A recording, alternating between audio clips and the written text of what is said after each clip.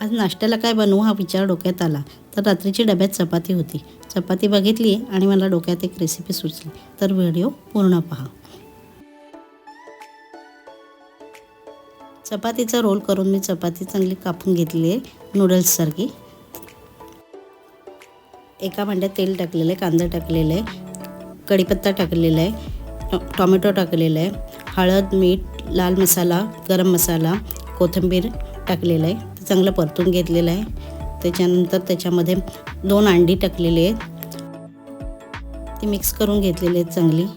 त्याच्यानंतर त्याच्यामध्ये ते चांगले शिजवून घेतलेलं आहे आणि त्याच्यामध्ये ती चपाती टाकलेली आहे, ती चांगली पूर्ण परतून घेतलेली आहे. यामध्ये तुम्ही लिंबूही पिळून टाकू शकता.